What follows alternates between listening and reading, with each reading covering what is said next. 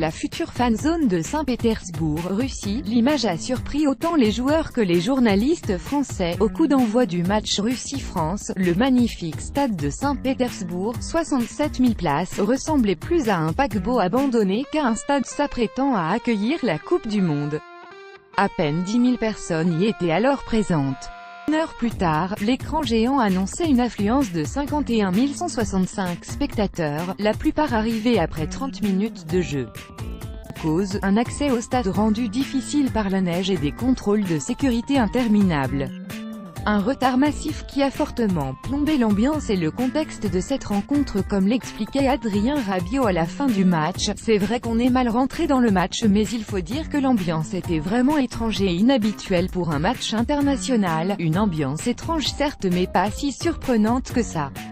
Il suffisait de se balader dans les rues de la ville pour le comprendre, la Russie est loin d'être entrée dans sa Coupe du Monde. Pas une affiche en ville pour rappeler l'imminence de l'événement, pas la moindre pub dans l'aéroport et un désintérêt, pour l'instant, manifeste de la population. La Coupe du Monde? Non, on n'en parle pas ici, nous confie un taxi, via son smartphone chargé de la traduction en anglais. Notre sport préféré, c'est le hockey sur glace, pas le football. Une défaite qui laisse indifférente à un passage par la place Konyoushenaya nous rappelle pourtant qu'une fanzone a été prévue pour accueillir les supporters du monde entier dans 3 mois. Située au cœur du centre-ville historique, à proximité de l'un des points d'intérêt principaux de la ville, la cathédrale Saint-Sauveur sur le sang versé, cet espace dédié ne permettra toutefois l'accueil que de 35 000 personnes.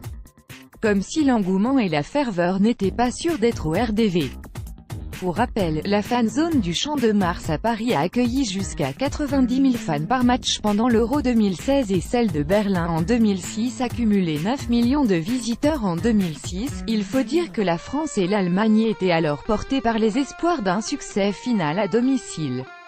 Un doux rêve qui n'effleure personne en Russie, et pour cause, classée 63e au classement FIFA, la sélection nationale enchaîne les contre-performances depuis maintenant 6 ans, 9e en 2012. Une tare irréversible dans un pays où la fierté nationale s'est toujours exprimée par l'excellence sportive. Mardi, face à la France, cet orgueil ne s'est jamais fait entendre. Même bien rempli, le stade Koustinski a sonné vide, aucun sifflet ne s'est fait entendre à l'issue de la défaite, 1-3. Seule la vingtaine de supporters français a tenté d'installer un semblant d'ambiance de foot. Dans 3 mois, les fans étrangers sont attendus par milliers avec l'espoir un peu fou qu'ils embarquent les Russes dans leur passion et ainsi relever un défi aujourd'hui pas gagné, faire de cette Coupe du Monde une vraie Coupe du Monde.